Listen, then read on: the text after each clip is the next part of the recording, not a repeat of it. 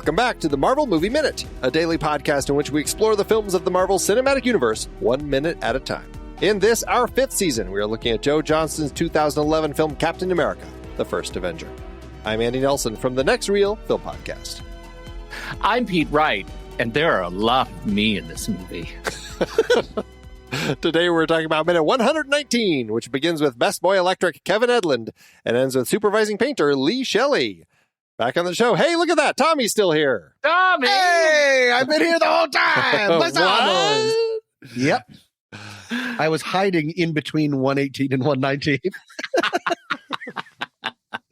Yeah. Hi, it's a pleasure to be back and spend this entire week with you. Big day for you today. Mm-hmm. Big day. That's right. We're still in the credits. We're starting with the electrics and the grip.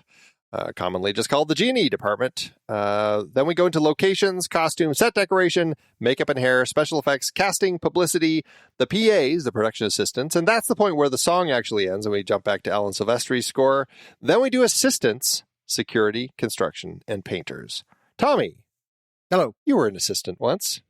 I was an assistant for 2 different companies when I moved to, not at the same time. That would have been weird. Not in today's economy, am I right? Nah. Am I right? Side hustle Uber. But so I was for John Woo's company, and before that, I was for Ed Zwick and Marshall Hershkovitz. So I that's like, if you go to my IMDb page, other than stuff that I've made, I've been assistants all up and down the block. Generally, I come in when the company is at their peak, and then you see it slowly decline. Because like for John Woo, I came in as MI2 was rapping, and I left after Wind Talkers and Bulletproof Monk. Hello. Let me just tell you that those film premiere parties got sadder and sadder as they went. Because MI2 was the craziest premiere party I've ever been to. It was and insane. At the premiere party for Bulletproof Monk, were there doves? No, but RZA was there, and Quentin Tarantino did show up. Quentin Tarantino went to all of anything that John was slightly related to. Oh, interesting. Was Stratton Leopold there? Oh, yeah. Yeah, just giving out sodas to everybody. He had a weirdo. He had his whole soda jerk counter lined up right there so he could pull the drinks for people. Can you That's talk awesome. just a little bit briefly about what it is that you did as an assistant when you wore that particular badge? Yeah, I guess you would say I was I started as a PA, and then I moved up to like an executive assistant. And then I was at John Woo's company, I was an assistant to the senior vice president and the executive vice president, 2 women who sort of ran the whole development department of John Woo's company, Lion Rock Productions. So what I would do is roll all their calls and live their lives for them, but then do a lot, like write coverage and read a lot of scripts. I was a big script. And after a while, we developed like pretty quickly, which was nice, a shorthand where I didn't have to really write out coverage. I could just be like, here's the problem. Yeah. This isn't going to work and stuff. And it was interesting because it was so diametrically opposed to the scripts we were getting at Ed Zwick and Marshall Hershkovitz, because that was right when they were doing the TV show Once and Again, which was all about relationships and stuff. And then I moved over to MI2, and Mr. Zwick thought that was a funny move. I'll bet he did. I'll bet he got a real chuckle out of that. Do you any notable scripts that you read and that we need to have seen? That you notoriously passed on for the company that went on to make millions somewhere else? I didn't say it like that, Andy. Well, I'm trying to be a little bit more glass half full. But I did almost get in trouble at one point because I passed on The Brothers Grimm, which was later picked up by Terry Gilliam and had Matt Damon and Heath Ledger in it. Luckily, it was a bust. Because that's the big thing that they always tell you is you have to be really careful about saying yes. Yeah. The no's have to really, because if you say yes, then they have to read it and do stuff, and you're taking up their time. But no, I saw a bunch of interesting scripts. Famously, when I first started working as just an intern, I wasn't even a production assistant yet at Bedford Falls, Marshall Hershkovitz, and my sort of higher up was named AJ Marcantonio, a great guy. He was a creative development, and he gave me a script, and he said, I want you to read this. And it was like the real first script that I'd read. He was like, and just let me know what you think. And I read it, and I hated it. And I was like, oh, this is a trick. I hated it, and here's the reasons why. There was very graphic sexualization of different kinds of things. It was bloody. It was weird. There was a POV that didn't make any sense. And so I gave him that entire, like I wrote it up and said, here's all the problems with it. So how'd I do? The script was American Beauty, written by Alan Ball. 3 days beforehand, Spielberg had famously locked Alan Ball, not in a creepy way, but in his office, saying, you cannot leave. DreamWorks is making this movie. We're going to sit here until we make it work. And I said, hard pass! So I'm bad at my job. But to be honest, there was a lot of different things in the movie. That original draft was very different. They replaced it all with a bag blowing in the wind. Right. And all of the stuff that I found problematic and pointed out, they ended up taking out. Oh. Like it's not in the final movie. But my brain hadn't evolved to if you get rid of this stuff, then you can see everything. I took it as a binary. This has to be the final package. Right. Yeah. And so it took me a while to go over that. So that was really embarrassing in the end. But you didn't lose your job over it. So that's important. I did not lose my job over it. No.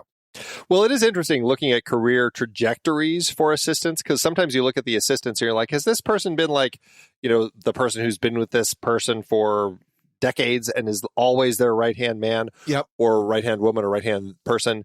Or is it somebody, and this is a stepping stone? And I always think that's interesting because like Trin Tran, who is in this film credited as the assistant to Mr. D'Esposito, she started actually with Monster House. She started in the post department.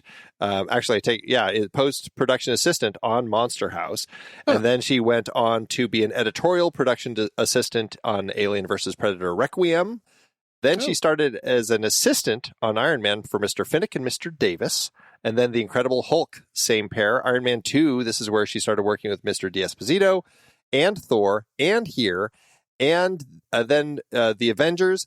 And then Captain America, the Winter Soldier, she becomes a creative executive. And then she becomes an associate producer also. And then now she's working as an executive producer. She was an EP on Infinity War, Endgame, and the TV show Hawkeye. Wow. So there's an interesting career trajectory for somebody who's starting as a post-production assistant, 15 years earlier. That's fascinating. I always find it interesting to see. That's cool to find that path. Yeah. And they don't all go that route. Right. But it is interesting to kind of look at them to see, how they maneuver through the field. Mm-hmm. So, all right. Well, any particular things that either of you want to talk about with this group of listings? I know special effects we have here is obviously important. The PAs, always give a shout out to the PAs because they are the people who are doing all the crappiest work on the set. I need to know what a video playback operator is. Is that just the person who runs like the Video Village? Video Village? Yeah, Video Village. Yep. Yep. They are the person who, there's usually a tap into the camera. Well, and it feeds into all sorts of monitors that are in all sorts of places on sets these days, and different people are watching them, and they are generally recording it and able to play it back for you. It's playback. It's right there in the name. They are there allowing the producers, the directors, the actors, whoever it is, to look at how the takes went, which is so much easier these days than it was back in the day when you really didn't have that option. You know who came up with it? And probably it's a very well-known story, so maybe I shouldn't. Who first designed that? No. Jerry Lewis. Jerry Lewis. Really? I do think I've heard that. Yeah. Yeah. He was the first one on his sets to be able to rewatch a take right then to see how it went. Fascinating. Which I guess makes sense for the comedy, and just especially since he was directing a lot of his stuff, he wanted to see how did that play. Like, am I landing the joke or not? Right. Why I pause is because I almost had Jerry Lee That's Lewis. Very different. That's a very different role. I really wanted to see how my performances went. Well, I just think that's really interesting. It's a useful thing to have, all the video playback tools, and it's all fantastic. It seems like something I could just really sink my teeth into. Lots of plugging stuff into things and running cable to other things. But so challenging. That's got to be incredibly frustrating. I don't know why I can't get this thing. Did you change the channel to 3? Is it on channel 3?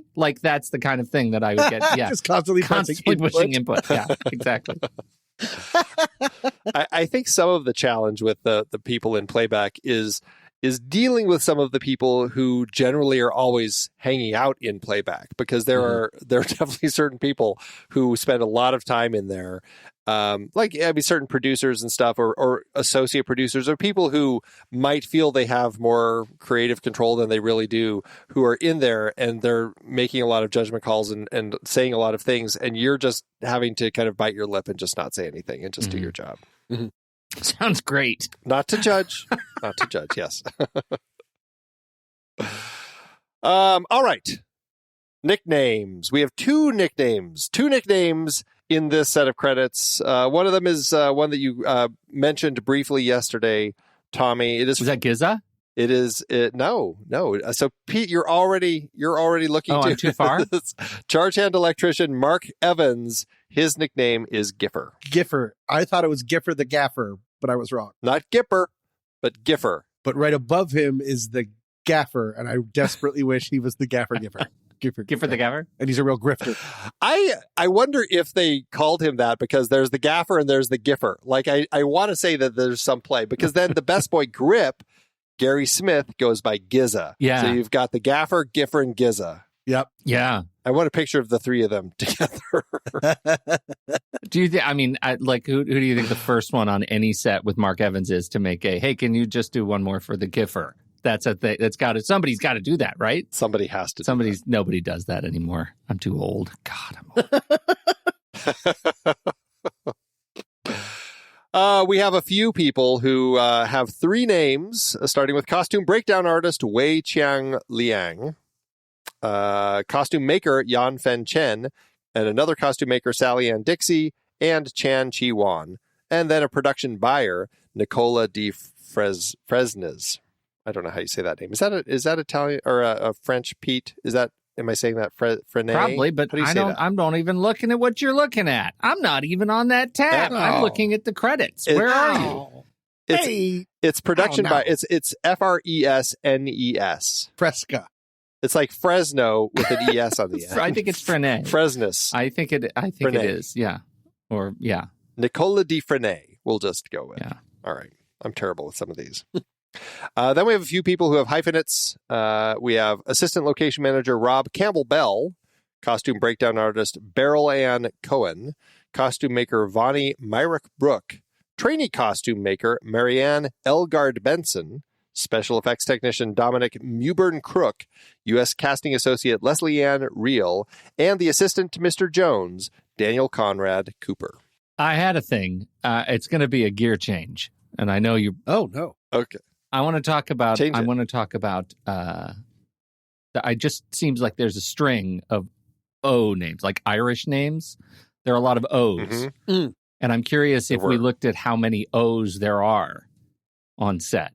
How many O apostrophes? Oh, apostrophe. Yeah, it's got to be. It's got to be an apostrophe. O apostrophe. Did you look at that?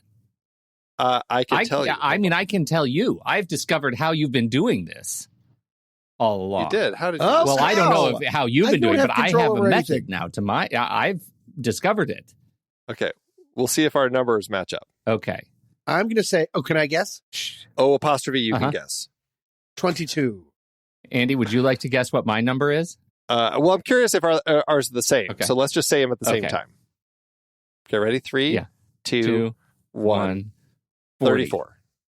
Oh, interesting. Okay. I actually did some real-time calculation because I just did a Command F on the IMDb full credits page, but then I realized in real time that some of them are like, Seamus O'Shaughnessy listed as blank blank blank, right? And so you'll have it's on there twice, but it's only one person. So I tried. Yep. It shows up as 43 matches on the page, but I thought maybe there were 3. So I think your number is probably better.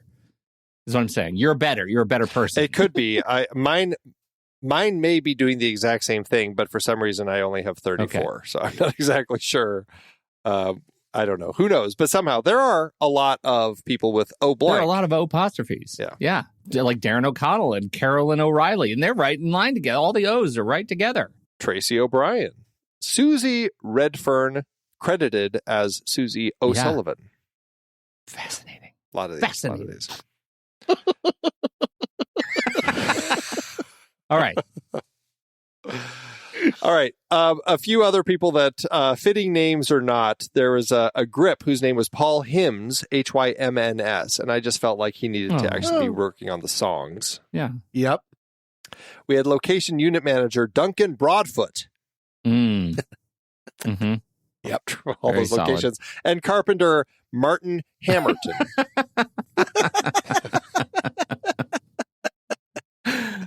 That's fantastic. Good stuff. Good stuff. That's everything I have for today's minute, unless either of you have anything else with any of these wonderful, wonderful names. Yeah, lots of costumes, though. And I feel like we need to just shout out how good the costumes are in this, because this is all the costumers and costume makers and milliners and storemen. And that's a lot gangsmen. of practical damage that they're doing to those costumes and all of those fight scenes. Yeah, So absolutely. A lot of work.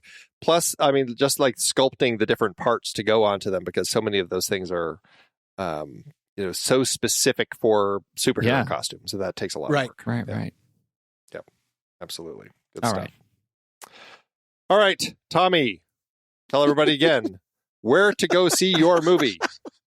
Please go to Tubi, Tubi. It's a thing. And the movie's called 30 Nights, and it's a romantic comedy that's a little bawdy, and we hope you like it. Thank you. And thank you so much for having me. This might be my favorite minute. They only get better from here. Get better from here. All right. Well, that's it for today. We'll be back tomorrow to close out the week with Minute 120. Pete, thanks as always. Roy Thomas was also in this movie. Oh, I know Roy. Until next time, true believers.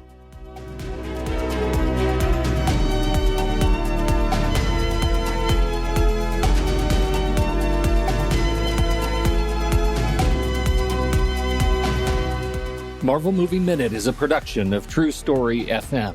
Engineering by Andy Nelson. This season's music is Spread the News by Anthony Vega, and this season's show art is by Winston Yabo. Find the show at truestory.fm, and if your podcast app allows ratings and reviews, consider doing that for this show.